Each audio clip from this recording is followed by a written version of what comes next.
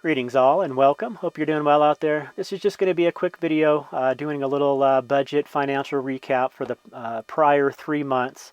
I'm going to start doing these quarterly. So every 3 months at the end of that third month I'll drop a video. So it won't replace any of my other content. This will just be kind of in addition to do a little budget recap. How many miles I drove, how much money I spent on gas, propane, water, stuff like that. Camp fees, if any. I usually don't have any camp fees, but so we'll just start out right away. I know I'm a month late on this, so the next one I'll be doing will come in just 2 months, including April, May, and June. So this recap here is going to be for the month of January, February, and March of 2024. So starting at the 1st of January, we had just arrived at a camp near the Superstition Mountains in Arizona. From there, we moved on to a few other camps to fill out those 3 months. But in general, moved less than 100 miles between camps. So for 3 months, you say 14 days at each camp, that's an average of 2 camps per month. And so in 3 months, it's going to be about 6 camps, 5 or 6 camps, depending on how the days fall. But anyway, so just to give you an idea how much I'm driving between camps, 82 miles between a couple of the camps, 74 miles between the other, 45 miles between another camp. So I'm generally driving less than 100 miles between camps and staying 14 days at each camp. So that's vital information when it comes to the amount of miles that I've driven and the amount of money I've spent on gas. So for the first 3 months of the year, January, February, March, I drove 449 miles and spent $229.41 in gas.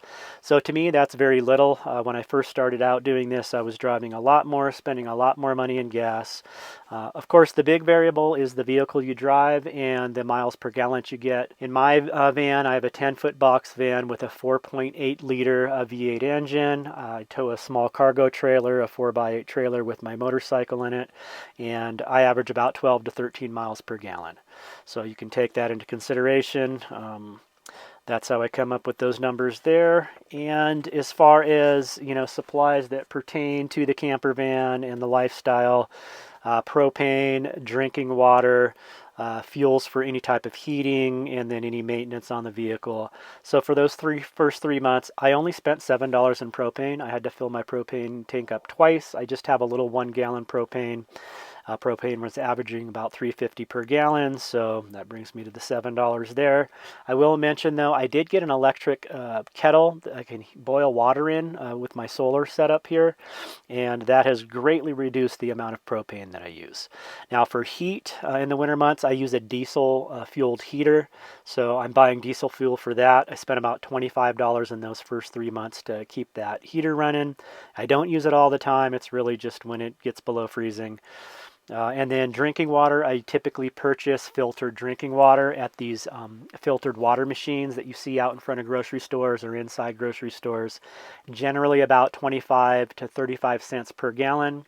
When I go in after 2 weeks of camping to resupply groceries and water, I'll bring in my 3 5-gallon water jugs, which totals 15 gallons of drinking water. So for those 3 months, I spent about $18 in drinking water. I do have another 4 to 5 gallons of containers that I use with non-filtered water for showering and cleaning up around camp and that. So that's that. So yeah, for supplies, as far as propane, water, and heating fuels, $50 for those first 3 months. So really not bad. I'm going to average in an oil change. I did my own oil change, $38 for the supplies for that.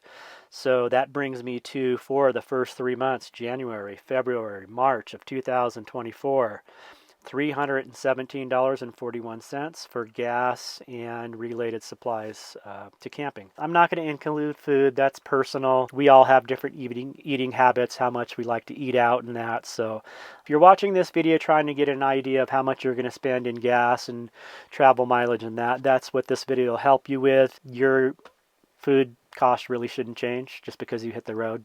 I wouldn't see any reason why it would. What else? Yeah, stuff like health insurance, that's all specific to you and your person, and that shouldn't change. So far in the year, I have not spent any money on camping fees. That is something I really try to do so I'm not camping in state parks or federal campgrounds that have a fee, or RV parks or anything like that. That just adds up really fast. I don't use hotels. I know a lot of people once a month they stay in a hotel just for whatever reason. That doesn't do anything for me. A hotel stress me out. So yeah, pretty much live primarily camping lifestyle, and that keeps my costs very low. Didn't have any major vehicle things. I did just before the new year, I purchased some shocks for the van, so I'm not including that. That was a couple $100. I'll install those myself. I will have some stuff coming up here in the next couple months. I need to replace my windshield. I had a couple cracks that happened when I was in freezing temperature areas, and a couple nights of freezing made those cracks unrepairable. They spread across the whole windshield. So I'll probably have to drop a few $100 on getting that windshield replaced, purchase the shocks for the front. I still need to do the rears, so that'll be another couple $100 in suspension. So in the coming months, I'm going to have some vehicle costs that I'll average in. That'll be a part of the next quarterly recap. So again, you can look forward to these if this is of any interest to you every 3 months. I'll be dropping a video like this, and this will just be an addition to my regular content. This isn't going to replace my normal travel videos, so hopefully after this video post I should have another one dropping just after it with the next camp spot. And yeah, things have been going pretty good. I'm just going to touch on a couple other things while I'm at it. I would go into detail of where we camped at each camp, but I have learned over the years, especially being on YouTube, social media, and that it is best not to disclose your exact locations. A lot of you have picked up on really gotten in the habit of just saying which national forest I'm in or which county I'm in. Giving you guys an exact location where I'm at, a GPS coordinate. There's a lot of problems involved in that, and I'm just going to take a minute to clear this up in this video. I get asked all the time, you know, I'm a jerk. I get told I'm a jerk for not sharing my GPS locations, and so many other channels do it. Why would I even watch your videos? I want to go camp where you're camping. Why can't you tell me where you're camped? And I do. In my videos, I give you all the information that you need to go camp in the areas that I camp in. Just because I'm not giving you the exact location, touched on the reasons why I do that. First off is my personal safety and security, okay? I have my face on the internet. I have my vehicle. People have gotten my license plate number. Showing where I'm at exactly is just not smart. Just because other people do it, I'm not saying that they're not smart. I'm just saying that that's kind of a foolish decision. And there's a lot of creeps out there, guys. I don't share it often because it just gives them fame, but I do need to mention it every now and then. People will want to meddle in your life and have done it with me. Calling the police on you, calling rangers on you with false claims, false warrants, and it wastes our public resources, time and money. Those rangers and officers could be helping someone that's truly in need instead of coming out on some bogus call just to disrupt my day. It's foolish. I'm not doing anything wrong ever, so you're not catching me doing anything. I don't know what the reason for that is other than to cause problems in my life. So that's something you have to look forward to if you decide you want to be a YouTube travel nomad type. Be somewhat vague about your locations, and that's something that I'm doing more and more. I will say on the same note though, I just got an email the other day from someone that was thanking me for not disclosing the exact location, but they were letting me know that they were able to find the area anyway and found a beautiful camp, and they were so grateful that I shared what I did and shared the amount of what I shared. What has happened over the past is if you use a GPS coordinate to share an exact camp location, and that's posted on a YouTube video, first thing that usually happens is a bunch of other YouTube people go there and they make a video and they post the GPS coordinates, free, beautiful campsite. Now, people that are getting those GPS coordinates, which thousands and thousands of people are writing down that GPS coordinate.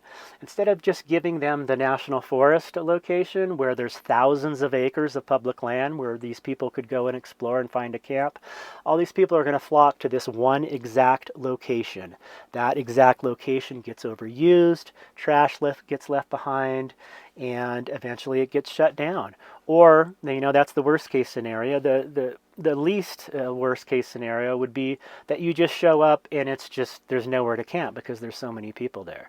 Basically what I'm trying to say is if I show a beautiful camp and I leave the GPS coordinate and you see in the video this beautiful, quiet, peaceful, private, no one else is around, you're not going to get that experience when you go there. You're going to get the experience of that location being shared on the internet exactly, and 1,000 other people going there and fighting to camp in that one same spot. It's just not necessary. There's plenty of beautiful, where I camp is nothing special. There's hundreds of beautiful camps in the same regions. There's no reason to flock to the exact same spot that you see on the internet. If anything, I would suggest reaching out to your rangers. Go to your local National Forest office in the district you want to visit and get your maps, get information from them. Find out where the beautiful dispersed camping spots are, the less visited spots. They will share that information. They're not secretive about that. You don't need to go on YouTube and find a GPS coordinate. Another thing I would suggest is just getting used to studying maps on your own. I like to use the what's the old saying? Give a man a fish and he eats for a day. Teach a man to fish and he eats for life. That's kind of how I feel with the whole camping thing on social media. Like, I'd rather show you how to go out and find your own camps than to just spoon feed you exact locations to camp. It's much more fun. It's much more fulfilling when you're out there personally. So that's my little rant. I didn't want to really get into that on this video, but I also didn't want to make a specific video just for that. So anyway, I hope the financial budget information was helpful, and I hope that the other information I shared makes sense to you and it gives you a little bit more insight on what we're trying to do out here as far as minimize the impact on our natural lands that are available for us to recreate and camp for free. It's a really special thing, and I think we should take all the precautions that we can to keep them beautiful and usable for the public and for free. So that's what I got for you guys. Again, I'll drop another one of these in a couple months for the next quarter of my expenses. As summer ramps up, my expenses will get a little higher, moving a little bit more frequently, but we'll see how that goes. Time will tell. Take care, guys, and we'll see you soon. Peace.